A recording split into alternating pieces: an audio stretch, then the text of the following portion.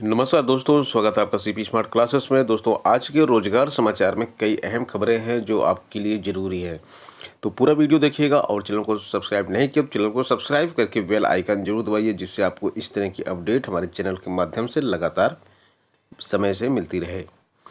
तो सबसे पहली खबर जो यहाँ पे आज हम दिखा रहे हैं आपको, वो है कि शिक्षक भर्ती में छात्र चयनित तो हो गए, लेकिन तैनाती के लिए ठोकर खा रहे हैं। 2016 टीजीटी पीजीटी भर्ती की बात करते हैं।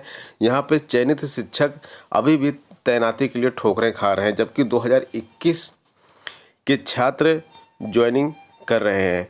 तो सुनील पंडित को आरजीटी इंटर कॉलेज मेरठ मिला था, जो बालिका वर्ग का होने से नियुक्ति नहीं हो सकी। माध्यमिक शिक्षा सेवा चयन बोर्ड ने डीआईओएस से दूसरी संस्था की सूचना देने को कहा, लेकिन वहां कोई सीट खाली नहीं है। इसी तरह के श्रीवास्तव को अल्पसंख्यक कॉलेज मिलने से नियुक्ति नहीं हो रही। हौसला प्रसाद के कॉलेज में तदर्थ शिक्षक होने से नियुक्ति नहीं मिल रही। तो ये इस तरह के बहुत से छात्र हैं, 1 2 3 ही छात्र हैं जिनका जिक्र यहाँ पे किया गया है। ऐसे 3 ही छात्र नहीं, बहुत से ऐसे छात्र हैं जिनको नियुक्ति नहीं मिल रही है। और इसके साथ साथ 5 लाख भर्तियों, जिसमें शिक्षक भर्ती तीनों प्रकार की भर्ती, एलटी ग्रेड, टीजीटी, पीजीटी और जो प्राथमिक शिक्षक भर्ती है, उन भर्तियों के साथ साथ लेखपाल, वीडियो और 50,000 जो अन्य भर्तियां हैं उत्तर प्रदेश सरकार के द्वारा जो पीईटी परीक्षा के माध्यम से निकाली जाएंगी, उसके लिए धरना प्रदर्शन चल रहा है, रोजगार आंदोलन चल रहा है। और ये रोजगार आंदोलन जो है युवा मंच के बैनर तले किया जा रहा है। लगातार 82 दिन पूरे हो चुके हैं, आज कल 22वां दिन था और ये धरना प्रदर्शन लगातार निरंतर चल रहा है। जिस तरह से किसान आंदोलन फेमस हो गया, लगता है ये धरना प्रदर्शन भी फेमस हो जाएगा। छात्र लगे हुए हैं और अपनी मांगें मनवा के ही रहेंगे। युवा मंच के संयोजक राजेश सचान, अध्यक्ष अनिल सिंह, राजेश चौधरी, श्रीकांत मिश्रा, विपिन पाल, अनुराग वाजपेयी, सूर्य प्रकाश चौधरी, ये सब धरने पर लगातार बैठ रहे हैं डेली।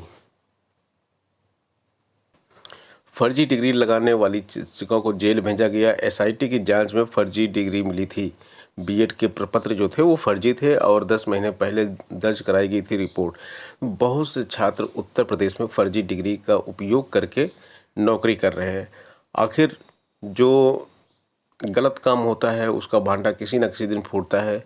नौकरी आप 10 साल कर लीजिए, 5 साल कर लीजिए, 7 साल कर लीजिए, लेकिन कभी ना कभी किसी न किसी जांच में आपकी फर्जी डिग्री पकड़ी जाएगी। और जब फर्जी डिग्री पकड़ी जाएगी तो आप समाज में पूरे समाज में बेइज्जत हो जाएंगे, मुंह दिखाने लायक कहीं नहीं रहेंगे और जेल भी आपको जाना पड़ेगा। इसलिए फर्जी काम करने से बचना चाहिए और सफलता के लिए कोई शॉर्टकट ट्रिक नहीं अपनानी चाहिए और जो है परिश्रम से ही सफलता लेनी चाहिए। कृषि कानून जो 3 वापस किए गए हैं, जिसका ऐलान प्रधानमंत्री जी ने कर दिया है, वो कानून 24 तारीख पर उस पर एक मुहर लग जाएगी। किसान बोले हैं कि बाकी मुद्दे भी निपटाएं, हम चले जाएंगे। तो किसानों के अभी जो और मुद्दे हैं उस पर किसान चाहते हैं कि बात हो और उसके बाद वो वहाँ से हटेंगे। 27 तारीख को किसान अभी अपनी रणनीति तय करेंगे कि उनके जो मुद्दे हैं उसमें क्या क्या चीज़ें रखी जाए। और यहाँ पे इस समय पक्ष और विपक्ष में दोनों तरफ में इस किसान आंदोलन की जो वापसी की घोषणा की गई है उसी पर ही चर्चाएं चल रही हैं। तो किसान आंदोलन जो है वो किसान आंदोलन जो पिछले 1 साल से चल रहा था, 700 किसानों की इसमें जान गई है जो शहीद हुए हैं इस आंदोलन के लिए। और ऐसा सब कुछ हुआ जो मतलब बॉर्डर पे बैठे लोग सड़कों पे खाना खाए, साल भर सर्दी गर्मी बरसात झेले और वो किसान आंदोलन केवल एक झटके में 5 राज्यों में आगामी होने वाले चुनावों को देखते हुए हटा लिया गया।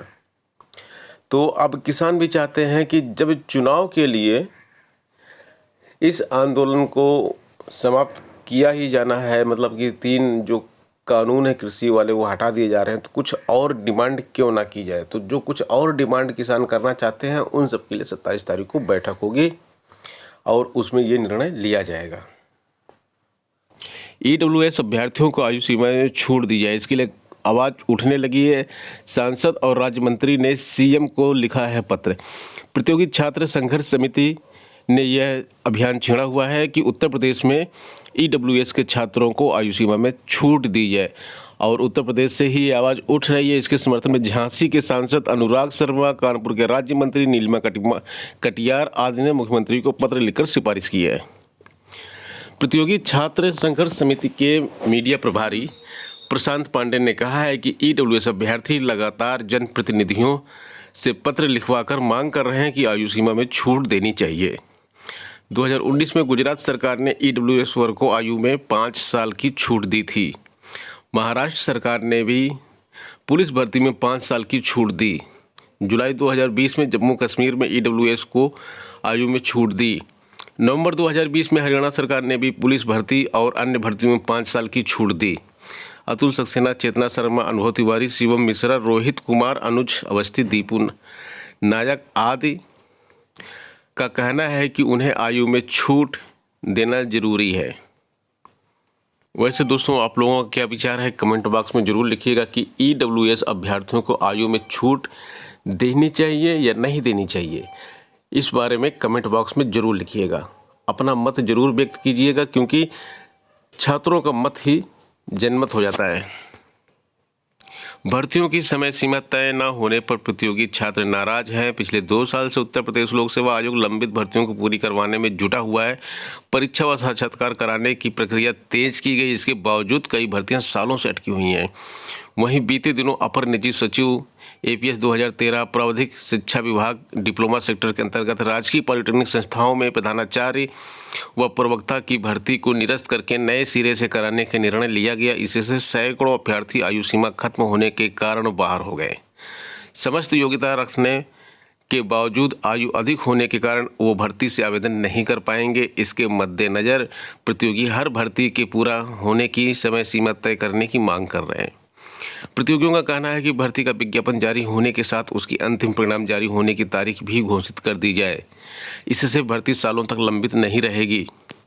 बिल्कुल सही कह रहे हैं छात्र यहाँ पे, जैसे कि आप देख सकते हैं TGT PGT 2021 में 31 अक्टूबर को ज्वाइनिंग डेट जब कोर्ट ने तय कर दिया था, तो वहाँ पे कितनी तेज़ी से काम हुआ और सब कुछ समय पर हो गया। और यहाँ पे लिखा है ऐसे भर्ती सालों तक लंबित नहीं रहेगी। प्रतियोगी भी उसी के अनुरूप अलग अलग भर्तियों की तैयारी कर सकेंगे। लंबित भर्तियों को लेकर प्रतियोगी छात्र संघर्ष समिति की समीक्षा बैठक हुई। अध्यक्षता कर रहे अविनीश पांडे का कहना है कि आयोग की अधिकतर भर्तियां 3-4 साल लंबित रहती हैं। वहीं अचानक भर्ती निरस्त होने से काफ़ी अभ्यर्थी योग्यता रखने के बावजूद अपात्र हो जाते हैं। कहा कि हर भर्ती में काफ़ी चयनित पदभार ग्रहण नहीं करते, इससे उनका पद खाली रह जाता है। खाली पदों पर जल्द भर्ती नहीं होती है। वहीं काफ़ी युवा नौकरी के लिए भटकते रहते हैं। इसी स्थिति में हर भर्ती संस्थान को परीक्षाओं की प्रतीक्षा सूची जारी करने के निर्देश दिए जाएं। इससे खाली पदों को उसी परीक्षा में कम अंक पाने वाले अभ्यर्थियों से भरा जा सकेगा। समिति के मीडिया प्रभारी प्रशांत पांडे का कहना है कि परीक्षाओं को समयबद्ध पूरा कराने की दिशा में काम करने की ज़रूरत है। कई संस्थान ऐसे हैं जो एक भर्ती कई साल से लटकाए हैं। इससे युवाओं का मानसिक व आर्थिक शोषण होता है। बिल्कुल सही बात कही गई है। यहाँ पे भर्तियों का एक समय सीमा होनी चाहिए। विज्ञापन जारी आप जिस डेट को कर रहे हैं उसी विज्ञापन में आपको ये भी लिखा रहना चाहिए कि अंतिम ज्वाइनिंग आप छात्रों की किस डेट तक करवा देंगे। उसके अनुरूप छात्र अपनी तैयारी करें और उसी के अनुरूप जो है अपनी आगे की जो है स्ट्रेटेजी बनाएं कि उनको क्या करना है।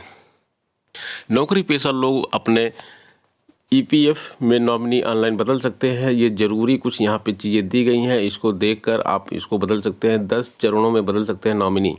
तो नॉमिनी अगर आप डाल देते हैं EPFO में तो उसको जो है आप किसी भी समय कभी भी ऑनलाइन बदल सकते हैं। शिक्षकों का GPF खाता ऑनलाइन हो जाएगा और जब ये GPF खाता ऑनलाइन हो जाएगा तो यहाँ से आप अपनी GPF में कितने पैसे हैं, कितना ब्याज गया, वो सारी चीज़ें यहाँ से देख सकते हैं। पुरानी पेंशन के लिए सड़कों पर शिक्षक उतर चुके हैं और ये शिक्षक चाहते हैं कि पुरानी पेंशन जो है वो बहाल हो और ये नई पेंशन जो एनपीएस है इसको समाप्त किया जाए। एडेड स्कूलों के शिक्षक और कर्मचारियों को इससे बहुत ज़्यादा सहूलियत होगी, क्योंकि इनका जीपीएफ खाता भी अब ऑनलाइन हो जाएगा।